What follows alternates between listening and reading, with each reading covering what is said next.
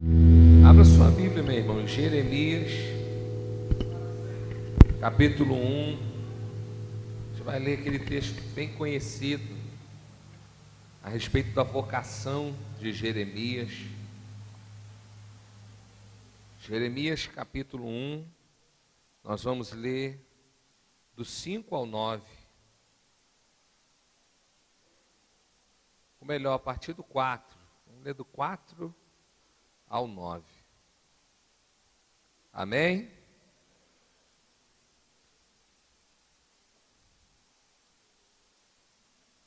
Acharam? Glória a Deus. A palavra diz assim: a mim me veio, pois, a palavra do Senhor dizendo: antes que eu te formasse no ventre materno, eu te conheci, e antes que saísse da madre te consagrei e te constituí profeta às nações. Então lhe disse eu: ah, Senhor Deus, eis que não sei falar, porque não passo de uma criança. Mas o Senhor me disse: não digas não passo de uma criança, porque a todos a quem eu te enviar irás, e tudo quanto eu te mandar falarás. Não temas diante deles, porque eu sou contigo para te livrar, diz o Senhor. Depois estendeu o Senhor a mão, tocou-me na boca, e o Senhor me disse: eis que ponho na tua boca as minhas palavras. Deus, lemos a tua palavra, consagramos, ó Deus, os minutos que virão somente para te ouvir, e que essa palavra gere frutos na nossa vida. Essa é a nossa oração, em nome de Jesus. Amém. Irmãos, eu quero dessa manhã falar acerca do propósito da criação. Então vira para o seu irmão aí, dá um sorriso para ele e diga assim: Deus vai falar com você a respeito do teu propósito. Primeiramente, meu irmão, você precisa entender que há um clamor no coração de Deus para que você viva o propósito da sua criação. Você, meu irmão, não foi criado, como eu costumo dizer, e lançado no mundo para ver o que você daria. Você não é uma loteria de Deus, amém? Deus não simplesmente te criou para ver o que você daria. Deus criou você para um propósito claro. Deus criou você para um propósito específico. Quantos aqui conseguem crer que Deus já te conhecia antes mesmo da sua fecundação? Levante a mão e dá um glória a Deus. Meu irmão, a coisa é tão grande, tão maravilhosa, que Deus já te conhecia, no coração de Deus você já pré-existia. É como, meu irmão, se antes da tua concepção, o Senhor já tivesse no seu coração a sua existência. Logo, meu irmão, eu posso te dizer que para Deus você já existia, porque só se conhece aquilo que existe. A coisa, meu irmão, é tão profunda que antes de você vir ao mundo, você já existia no coração de Deus. Você pode dar um aleluia, um glória a Deus, um Deus exaltado, seja o que for. Deus, meu irmão, te criou no coração. Olha que coisa linda, irmão. Antes dele te formar, dele fazer os teus ossos se formarem, o seu músculo se formar, a sua consciência existir, ele já te criou no coração dele. É igualzinho, meu irmão, quando você vai gerar um filho.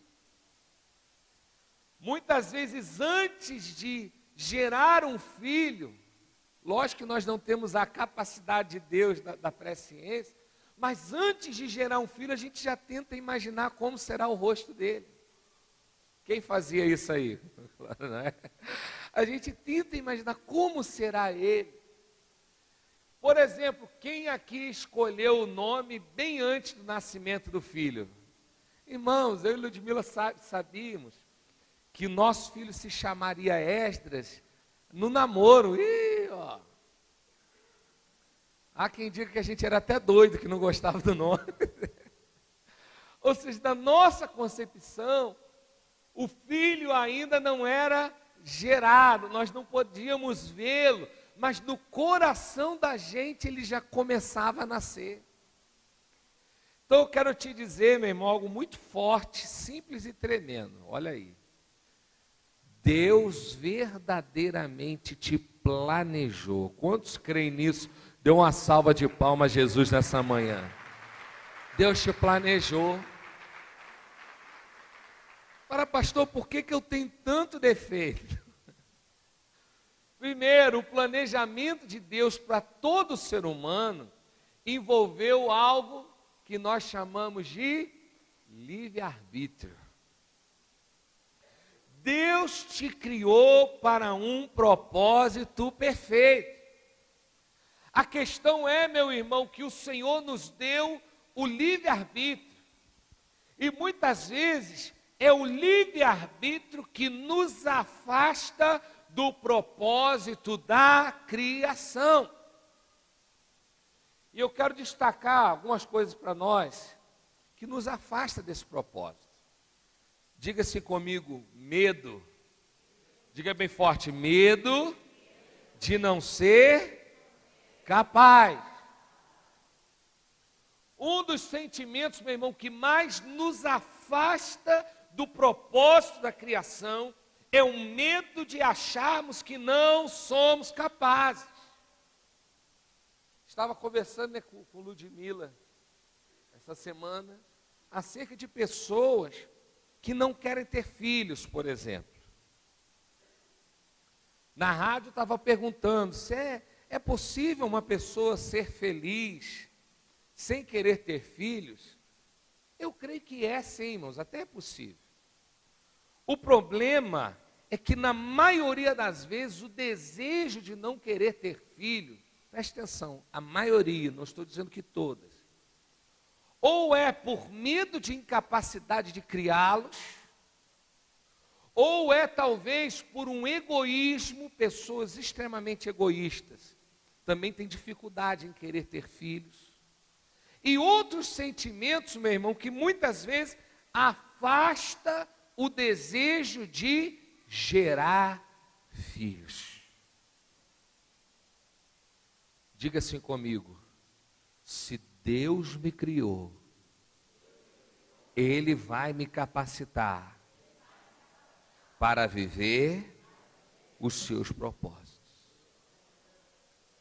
Se Deus te criou para gerar filhos, para ter filhos, seja gerado na barriga ou no coração, Deus vai te capacitar para cuidar dos seus filhos. Quantos creem nisso? Dão glória a Deus, um aleluia.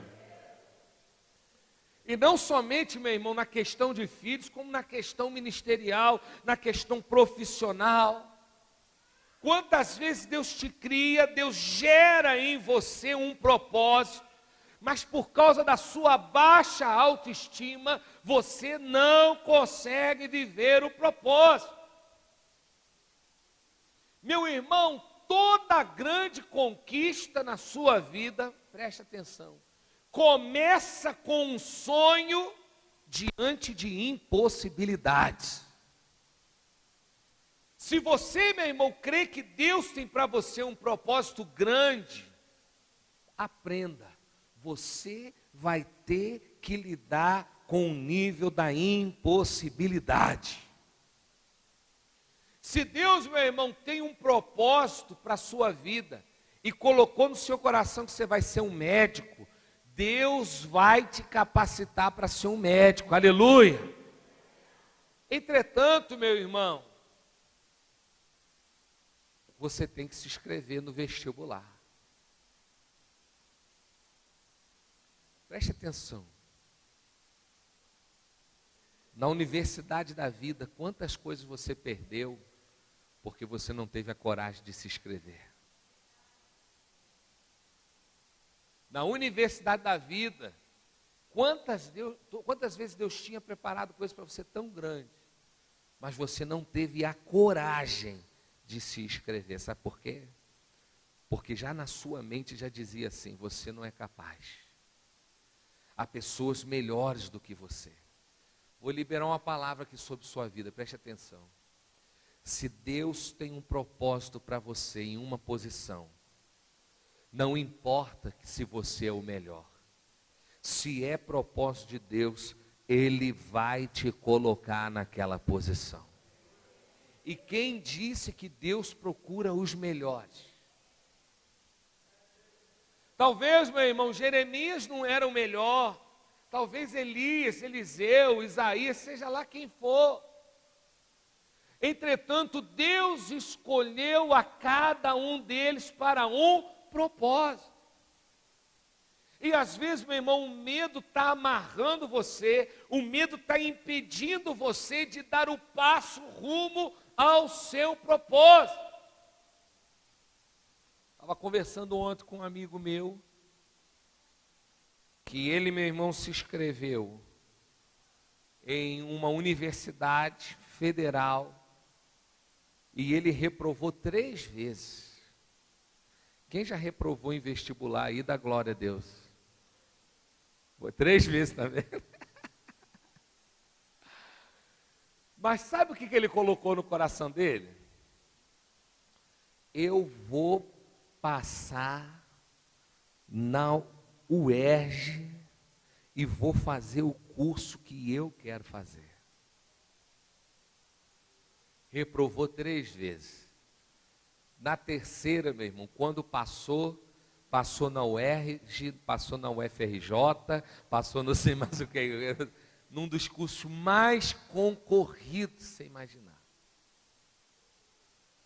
Ele acreditou que aquele ali era um propósito. Agora, jovem, preste atenção.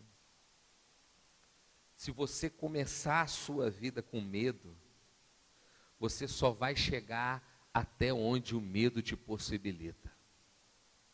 Agora, meu irmão, se você, jovem, está começando a sua vida, acreditando que todo e qualquer propósito é possível quando vem de Deus, preste atenção, você será próspero em tudo aquilo que você fizer. Não há impossibilidades para aquele que vive debaixo de um propósito divino.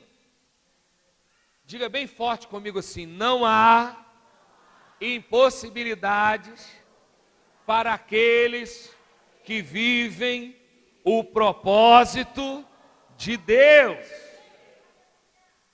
Então, meu irmão, minha palavra para você é o seguinte: comece a sonhar, aleluia. Comece, meu irmão, a acreditar. Deus pode gerar propósitos maravilhosos na sua vida. Mas diga assim comigo: todo propósito tem um caminho. É aí que muita gente para. Em nenhum momento, meu irmão, Deus chega para Jeremias e diz: Jeremias, você não vai ter luta, Jeremias, você não vai ter dificuldade, Jeremias. Papai só diz assim: vai, porque eu coloco na tua boca a minha palavra.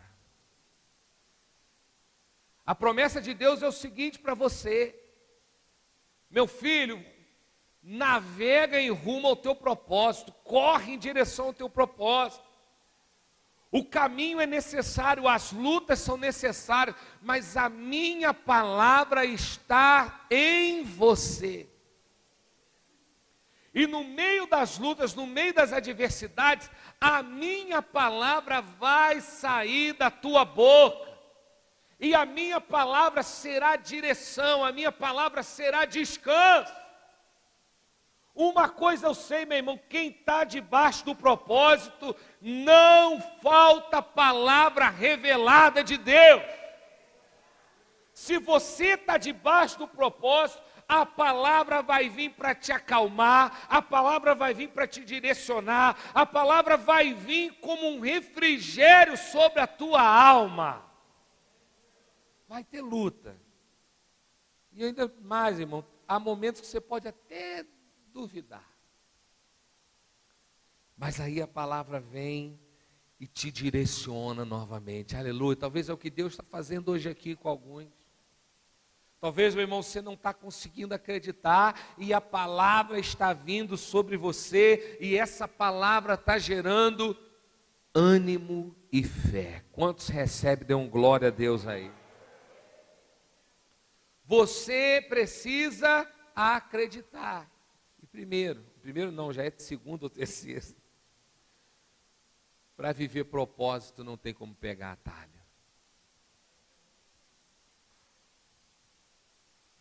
Meu irmão, para viver propósito só tem o caminho do propósito. E às vezes, meu irmão, nós seres humanos, ainda mais nós brasileiros, né? A gente tende sempre a arrumar um atalhozinho que facilita.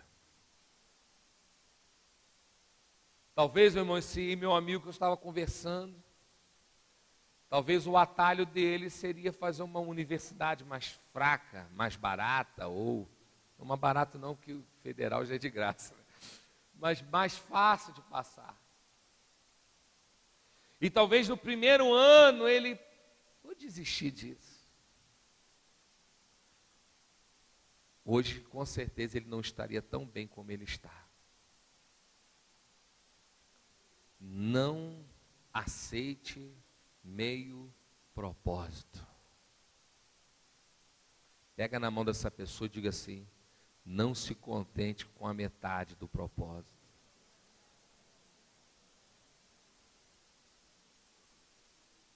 Preste atenção. Deus tem um propósito para os nossos filhos. Pais, você consegue crer? Dê um glória a Deus aí. Eu não me contento com meio propósito na vida dos meus filhos. Eu vou ver o propósito na vida dos meus filhos se cobrindo em totalidade. Não abra mão do propósito na vida dos teus filhos. E eu sei que às vezes é difícil. Entretanto, meu irmão, no meu casamento eu não aceito meio propósito. Eu não aceito que o meu relacionamento, o meu casamento viva meio propósito. Na verdade é o seguinte, meio propósito não é propósito. É até uma incoerência dizer meio propósito. Se você, meu irmão, tem um alvo a chegar, se você chega na metade, você não chega no alvo. Se eu te convidar hoje para subir a Pedra do Sino, e a gente podia fazer em julho, né, irmãos, uma caravana da igreja Centenário a Pedra do Sino. Quem estaria comigo? Da glória a Deus aí. Ó, vamos marcar em julho aqui a caravana centenária. Não adianta, meu irmão, eu te chamar, igual foi determinada vez, meu tio foi, me chamou para subir a Pedra do Sino. Aí, meu irmão, sei que a gente começou a subir, quando chegou no véu de noiva, nós decidimos voltar. Ô escaladazinha fajuta, irmão. Ou seja, o máximo que a gente chegou foi no véu de noiva. Nem no passa o primeiro abrigo, né? Passa o primeiro abrigo, o véu de noiva. Eu cheguei lá, não, porque foi meio propósito. Deus, meu irmão, tem gerado para a nossa igreja propósitos que vêm do céu, amém? E Deus tem colocado no meu coração o seguinte: filho, não aceite o meio. E o que Deus tem falado também comigo, falando o seguinte: ó, filho, o povo está acostumado a viver a metade. Mas eu creio, meu irmão, que nós estamos vivendo um tempo de propósitos completos, aleluia, propósitos completos. Aquilo que como igreja nós temos planejado como propósito, há de se realizar em totalidade, eu creio em nome de Jesus. E finalizando, né, trazendo para a nossa igreja, nós estamos num ano cheio de propósitos. não é? Nós estamos um ano, irmãos, nós temos o propósito, que nós cremos que é propósito de Deus para a nossa igreja, do metanoia radical. Quantos creem que vem do céu da glória a Deus aí? Nós temos o propósito de fazer da nossa escola dominical mais forte. Eu lanço uma palavra profética aqui, irmão. No final do ano nós vamos ter, pelo menos aqui pela fé, Senhor, essa primeira parte aqui do templo lotada na nossa escola dominical. Eu creio nesse propósito, eu creio que esse propósito vem do céu.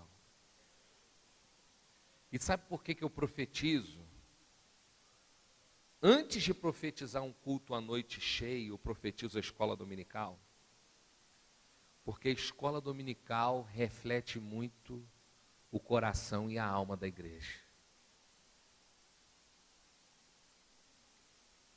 Quando, meu irmão, você acorda cedo, e tem a ver com o propósito que eu estou dizendo aqui, irmão.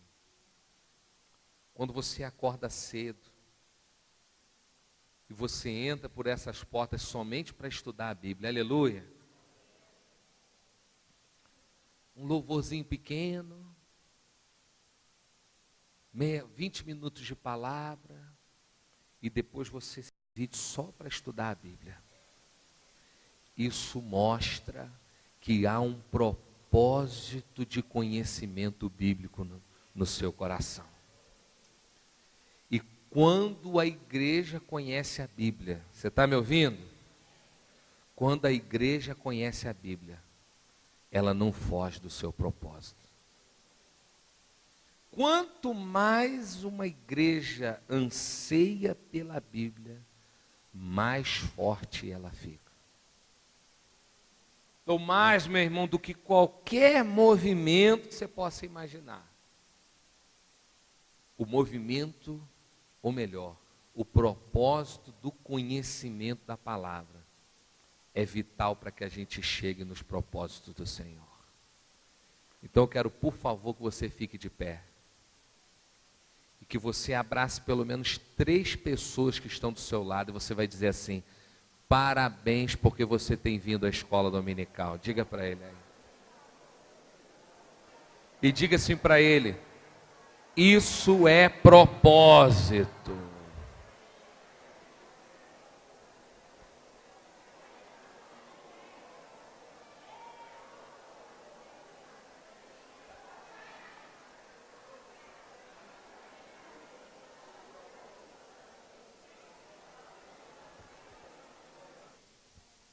Feche seus olhos, eu vou orar por você, mesmo assentado. Pai querido, nessa manhã, Deus, te pedimos, nos ajude a viver o propósito. Eu sei, ó Deus, que os medos, as inseguranças, principalmente na vida dos nossos jovens, Senhor, muitas vezes nos travam, tentam impedir. Mas, Pai, coloca no nosso coração uma ousadia sobrenatural. Coloca fogo nos olhos desses jovens, ó Pai. Que eles venham acreditar, ó Deus, que o futuro deles será um futuro maravilhoso debaixo do propósito. E o que Deus tem falado, mandado eles fazerem, que eles se levantem e façam. Seja o tempo que for necessário, que eles não desistam. Porque quando o propósito se cumprir, todo o esforço será transformado em alegria e em júbilo. Tira de nós, ó Deus, todo o medo do fracasso. E que toda vez que venhamos a fracassar, que venhamos a nos levantar e acreditar que o fracasso nada mais é do que parte do caminho. Nos ajude, Senhor, a viver o teu propósito. Ajude, Deus, a Igreja Metodista Centenário a viver o seu propósito. Não é um propósito meu, do pastor ou da liderança, é o teu propósito. Estabelece, Deus, que seja um ano de colheita sobrenatural na vida da tua igreja. E continue, Senhor, abençoando a nossa escola dominical. Senhor, sela essa palavra que eu liberei aqui hoje, Pai, sela no céu.